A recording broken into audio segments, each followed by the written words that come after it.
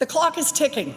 Exactly 1 month from today, on January 1st, about 70 million seniors, veterans, Americans with disabilities, and others who depend on Social Security and other benefits will get their first check of the new year. For those 70 million Americans, that's 1 in 5 Americans, January 1st is supposed to be a day of relief. This is the day when the federal government boosts their checks just a little bit to help with the rising costs of housing, food, and medical care.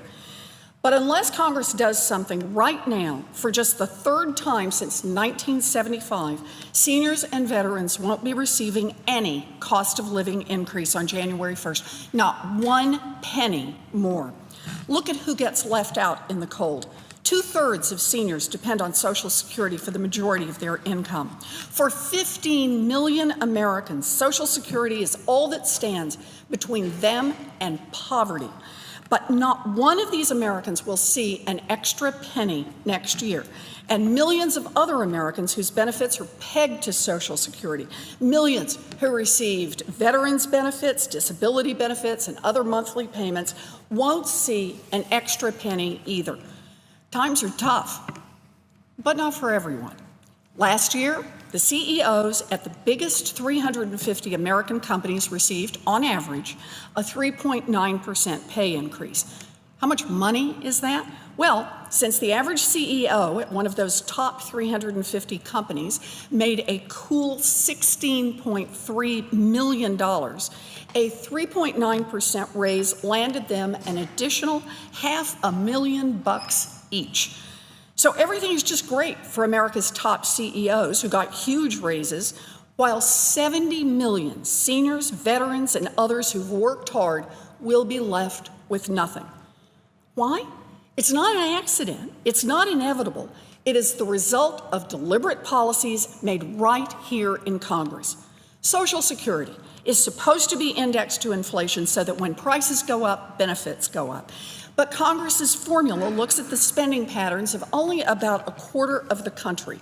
And the formula isn't geared to what older Americans actually spend their money on. In fact, official estimates show that the cost of core goods and services has increased, but seniors won't be getting a raise. Costs go forward while Social Security falls behind, all because of the way that Congress says to calculate COLA. Skyrocketing CEO pay is also in part the result of policies set right here in Congress. Taxpayers subsidize CEOs' huge pay packages through billions of dollars in tax giveaways, including a crazy loophole that allows corporations to write off gigantic bonuses as business expenses. Sure, companies should make their own decisions on how much to pay their executives. But because of laws Congress has passed, American taxpayers are forced to subsidize these multi-million-dollar pay packages. 2 decisions, how to calculate Social Security raises and whether to give tax breaks for multi-million-dollar CEO bonuses, are made right here in Congress. And right now, senators bow and scrape for highly paid CEOs while they turn their backs on retirees and vets. We're here because it is time for Congress to make different choices. Representative Tammy Duckworth and I have introduced the Seniors and Veterans Emergency Benefits Act, the SAVE Benefits Act, to give retirees, veterans, and Americans with disabilities a one-time payment of about $581. That is the equivalent of a 3.9% increase over the average Social Security benefit, the same percentage raise that CEOs received just last year.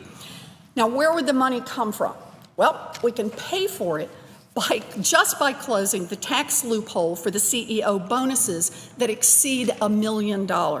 In fact, according to the chief actuary of the Social Security Administration, closing just this one loophole will create enough revenue to give a $581 raise to seniors and vets and still have billions of dollars left over to help boost Social Security Trust Fund for the future. The SAVE Benefits Act would give seniors, vets, and the disabled an extra $581 a year. Now, $581 a year may not mean much to a CEO, But that money would cover almost 3 months of groceries for seniors, or a year's worth of out-of-pocket costs on prescription drugs for someone on Medicare. For seniors and vets, that $581 means a lot. Already, 21 Democratic senators have signed on as co-sponsors. Dozens of organizations, Social Security Works, the AFL-CIO, MoveOn.org, the National Organization for Women, Vote Vets, the National Council of La Raza, I could go on in this list, have already endorsed the bill.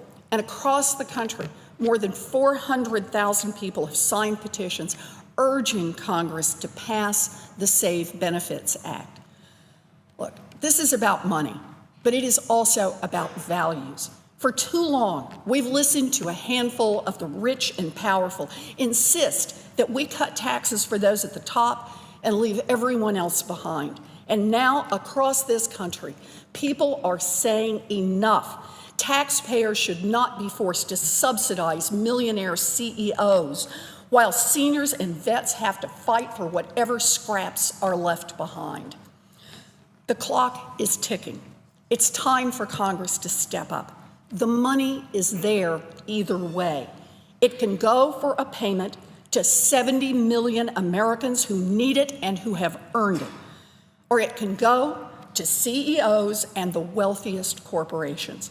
Let's vote on the Save Benefits Act. Let's show everyone where we stand, whether we stand up for tax breaks for the country's most highly paid CEOs, or whether we work for the seniors and vets who worked their hearts out to build this country. Senator McConnell, bring this bill to the floor and let us vote. Thank you, Mr. President. I yield.